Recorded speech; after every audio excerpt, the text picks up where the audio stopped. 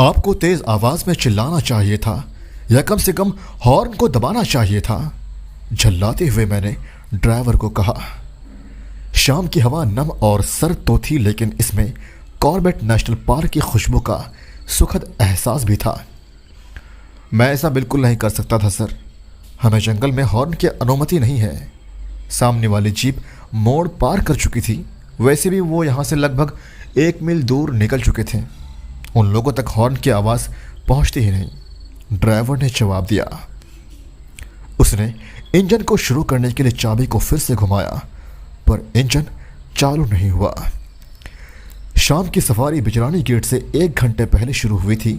काफिले में हमारी जीप आखिरी थी और बाकियों से हमारा संपर्क टूट चुका था। नवंबर शुरू होते ही सूरज जल्दी डूब जाता है। ऐसे में शाम ढलने को थी। अब हम बाघों और हाथियों के बीच जंगल में फंसे हुए थे। अब तक पिछली सीट पर बैठे नवविवाहित जोड़ों ने वन्य जीवों में रुचि का कोई संकेत नहीं दिया था। एक दूसरे के हाथों में हाथ डाले हुए वे अपने ही दुनिया में मस्त थे। परंतु जब मैं ड्राइवर पर चिल्लाया तो लड़के ने उत्सुकतावश हमारी तरफ देखना शुरू कर दिया। कुछ हुआ है क्या? क्या जीप स्टार्ट नहीं हो रही है? युवक ने हैरानी से पूछा। हाँ, एक समस्या है, लगता है जीप खराब हो गई है, मैंने उत्तर दिया। ओह, मुझे लगा कि आपने जंगल में कुछ तस्वीरें लेने के लिए जीप रुकवाई है। अब क्या होगा? मदद कब पहुंचेगी? लड़की ने ड्राइवर से प्रश्न किया। वाकई में वह चिंतित दिख रही थी।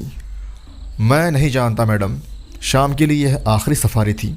यह सप्ताह के बीच का दिन है और सप्ताह के बीच में ज़्यादा लोग कॉर्बेट घूमने नहीं आते हैं। हमने सफारी दोपहर के 3 बजे शुरू की है और अब शाम के 5 बज रहे हैं, ड्राइवर ने उत्तर दिया। पार्क बंद होने का टाइम क्या है?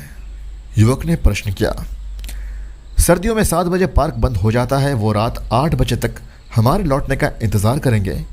अगर हम 8 तक नहीं पहुंचते हैं तो वो हमें खोजना शुरू कर देंगे, ड्राइवर ने जवाब दिया।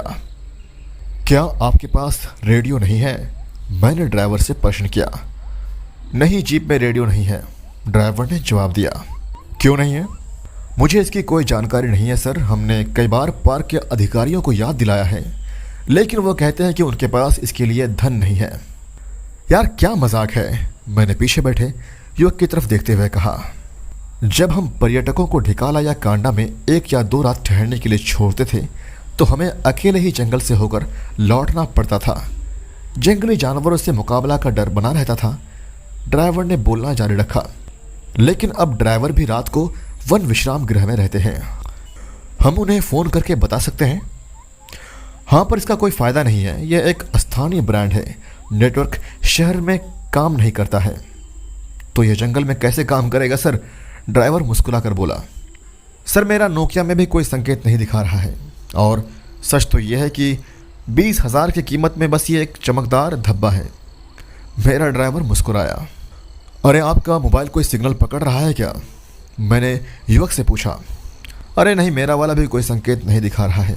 यह 40,000 पर धब्बा है, युवक ने एप्पल ब्रांड को श्राप दिया। आप आगे वाली जीप के बारे में बात कर रहे थे ना? आपको कोई आइडिया है कि वह कब तक वापस लौटेगी?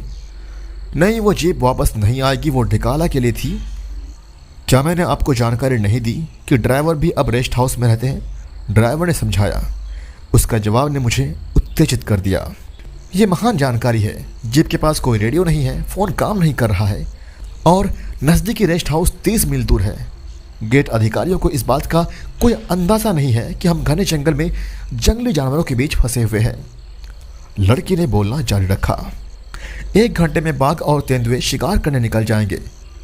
मेरा मानना है कि हम असहाय हैं और शायद इनका निवाला बनने के लिए हम मजबूर हैं। अपने कांपते हाथों से चेहरे को ढककर लड़की रो पड़ी। कोहनी तक ढकी उसकी खूबसूरत चूड़ियां भी कांपने लगी। डर की वजह से कुछ पसीने के बूंदे मेरे चेहरे पर भी दिखने लगी। बाघ निश्चित रूप से हमें मार डालेगा। वो हम पर कूद सकता है क्योंकि ये खुला जीप है। युवक ने सर घुमाकर चारों ओर देखा और बोलना जारी रखा। अरे भाई, घबराओ मत, आप लड़की को और ज़्यादा नर्वस कर रहे हो, मैंने लड़की की तरफ देखकर कहा। हम दोनों की आंखें मिली और वो हल्का सा मुस्कुराई। आदमखोर से तुम्हारा क्या मतलब है? क्या कॉर्बेट नेशनल पार्क में कोई आदमखोर टाइगर भी है? मुझे विश्वास नहीं होता। मैंने हैरान होकर पूछा। हाँ, एक आदमखोर बाघिन है। मेरा मतलब वो यहाँ नहीं बल्कि कॉर्बेट पार्क के बाहरी इलाकों में है। वह गन्ने की बाघिन के रूप में जानी जाती है, ड्राइवर ने जवाब दिया। मैं देख सकता था कि उसकी आंखें मेरी घबराहट का आनंद ले रही थीं। गन्ने की बाघिन का क्या मतलब है? युवक ने हैरान होकर पूछा। इस बाघिन के शावक थे जिन्हें जंगली कुत्तों ने मार डाला था, लेकिन किसी तरह बाघिन को यकीन हो गया कि यह इंसानों ने किया है। ऐसे हालात में बाघिन इंसानों से काफ़ी नाराज़ है और अपना गुस्सा उन पर प्रकट कर रही है। वह इंसानों पर हमला करती है और गन्ने के खेत में जाकर छुप जाती है, ड्राइवर ने समझाया। हम लोग सेफ है ना? युवक ने ड्राइवर से पूछा। हाँ, हम सेफ है, लेकिन कॉर्बेट की सीमाएं पूर्ण रूप से बाढ़ युक्त नहीं है। ताज़ा खबर के अनुसार बाघिन ढिकुली के निकट देखी गई थी और ढिकुली में कुछ एकांत और अलग थलग इलाके हैं जहाँ जो असुरक्षित हैं। बाघिन आसानी से कॉर्बेट पार्क में आ सकती है, ड्राइवर ने आह भरकर उत्तर दिया। दरअसल वो हमें डरा रहा था और ऐसा करते हुए वो हमें डराता रहा। यह इलाका छोटे छोटे शिलाखंडों, चट्टानों और छोटी छोटी धाराओं से भरा हुआ है। कॉर्बेट पार्क 100 मील में फैला है सर। प्रत्येक कोने का सुरक्षा करना असंभव है। मैं बाघों और कॉर्बेट पार्क के आपके ज्ञान की सराहना करता हूँ, लेकिन हम यहाँ कई घंटों तक खुले में नहीं रह सकते। इस बात को आप भी एग्री करते हैं। भारतीय जंगल में नवंबर के महीने में सूरज छिपने से पहले ही अंधेरा हो जाता है। मैं ऊपर आसमान में उदास बादलों का निरीक्षण कर सकता हूँ। इसका मतलब है कि यह एक चांदनी रात होगी। मैंने अपना अल्प ज्ञान साझा किया। भैया, हमें यह बताइए कि यहाँ से सेफली निकलने का कोई रास्ता है क्या? लड़की ने घबराते हुए पूछा। हाँ, एक रास्ता है, ड्राइवर ने जवाब दिया, लेकिन उसने मुस्कुराते हुए मेरी तरफ भी देखा। उसकी मुस्कुराहट ने मुझे संकोच में डाल दिया। मुझे मत देखो, मैं नीचे नहीं उतरूंगा और जीप को धक्का तो मैं बिल्कुल नहीं दूंगा, मैंने सुझाव दिया और चेहरा घुमा लिया। नहीं, आपको जीप को धक्का देने की ज़रूरत नहीं है, लेकिन हमें मदद खोजने जाना होगा और आपको मेरे साथ चलना होगा। और अगर आप मदद नहीं करेंगे तो इस जंगल में हमारी मदद और कौन करेगा? मुझे तो कोई गांव भी नहीं दिख रहा है। सर, क्या हम ड्राइवर की बात मान सकते हैं? लड़की ने सुझाव दिया। मैं कोई सुझाव नहीं चाहता, मैंने इस बात को स्पष्ट किया। अगर आप मुझे एक साहसी व्यक्ति मानते हैं तो मैं स्पष्ट कर दूं कि मेरे पास बाघ के इलाके में अकेले चलने की हिम्मत नहीं है।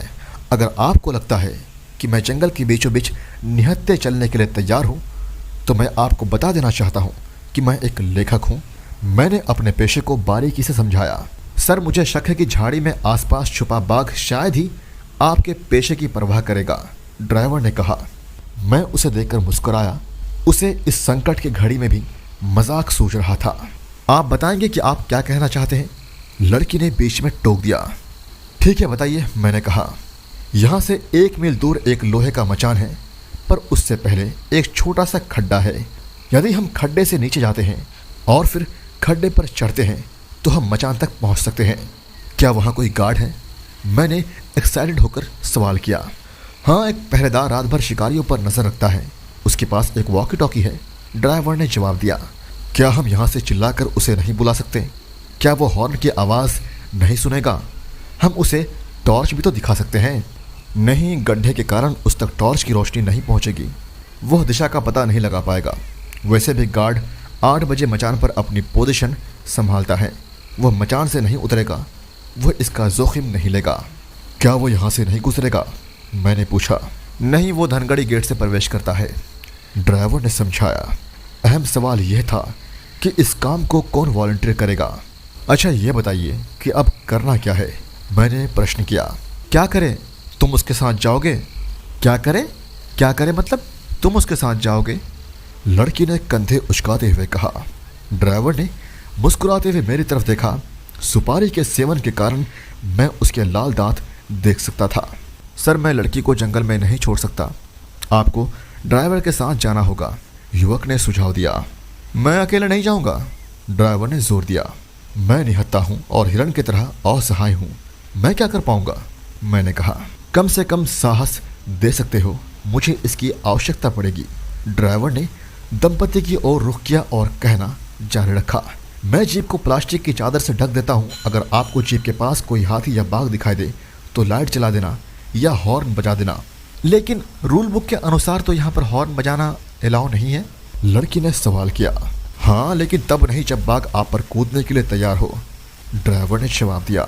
उसके जवाब ने लड़के के चेहरे पर मुस्कुराहट ला दी। क्या ये बैटरी को प्रभावित नहीं करेगा?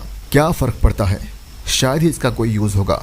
अगर कुछ मदद ना भी मिले तो भी हमें सुरक्षित रूप से ले जाने के लिए सुबह एक और जीप होगी। सुबह क्यों? लड़की ने प्रश्न किया। अगर गार्ड ने छुट्टी ले ली तो हमारे पास अब वॉकी टॉकी नहीं होगा।